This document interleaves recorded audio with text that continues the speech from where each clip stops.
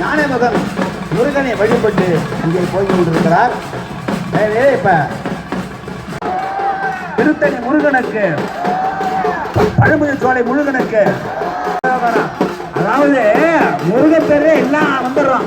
அதாவது தனித்தனியாக நம்ம முருகன் வந்து முத்துக்குமார சாமின்னு பேர்.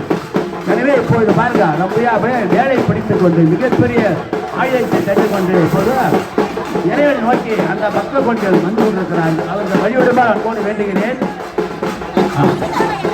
வரலாம்.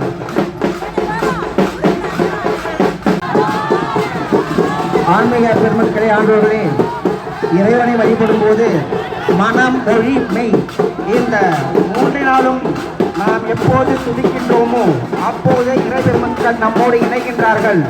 இறைபெருமக்கள் வேறெங்கும் இல்லை, நமது உடலிலே இருக்கின்றார்கள், அணுக்களாக இருக்கின்றார்கள். இப்பொழுது சூரனை வதம் செய்வதற்காக உண்டான வருகின்றார்கள்.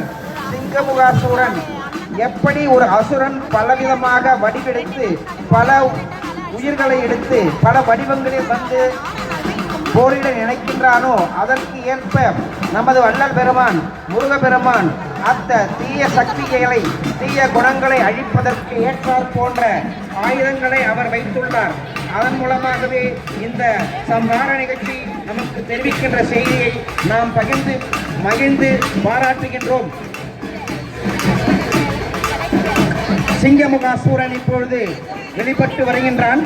சிங்கமுகாசூரன் வெளிப்பட்டு வருவதை இப்பொழுது இளைஞர்கள், ஆன்மீக பெருமக்கள் அழைத்துக் கொண்டு வருகின்றார்கள்.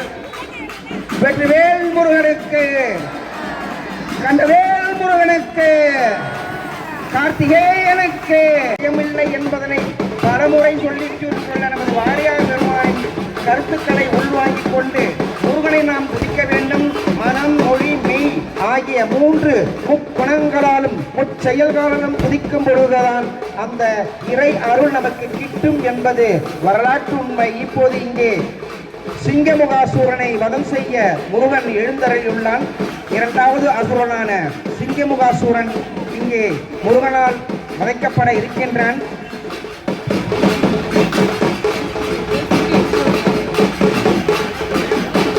தயவு செய்து பக்த கோடிகள் அனைவரும் சற்று கவனமாக இருந்து சுவாமி அவர்களுக்கு வழிவிட்டு தங்கள் உடைமைகள் மீதும் கவனம் வைத்துக் கொள்ள வேண்டும். முத்துக்குமார சாமிக்கு திருத்தணி கோயிலில் ஒரு வரலாறு, திருச்செந்தூர் கோயிலில் ஒரு வரலாறு, திருப்பரங்குன்றத்தில் ஒரு வரலாறு, பழனி கோயிலில் ஒரு வரலாறு. பழனி கோயிலில் சித்தர்கள் வாழ்ந்த இடம், மருதமலையில் சித்தர்கள் வாழ்ந்த இடம், பாம்பாட்டி சித்தர்லேருந்து ஒவ்வொரு பாம்புகள் நிறைந்த இடம். இந்த காலத்தில் எப்பொழுது பார்க்க சிங்கமுகனை அவர்கள் அழித்திருக்கிறார்கள். மதம் செய்திருக்கிறார்கள். அரிய காட்சியை பார்க்கிறோம். முத்துக்குமார் சாமிக்கு அரோகரா, முத்துக்குமார் சாமிக்கு முருகப்பாக்கம் முத்துக்குமார் சாமிக்கு அரோகரா, அரோகரா. ஏழரைக்கு வெற்றிவேல் முருகனுக்கு அரோகரா.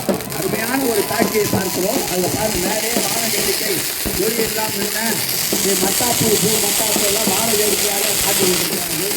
இதுதான் ஒரு அருமையான ஒரு விழாவை இளைஞர்கள் இல்லையா மாமரமாக அப்படியே உருவெடுத்திருப்போம். மாமரமாக, கடம்ப மரமாக, கடம்பன்னு ஒரு பேர் உண்டு. கடம்ப மரமாக, மரமாக ஒரு நம்ம சொல்ற மாதிரியா அப்படியே பற்றி கொள்ளும். அதுபோலவே முருகப்பெருமானுடைய வேலாயுதம் அது பண்ணோடனே அந்த மரம் இரண்டாக பிளக்கிறது.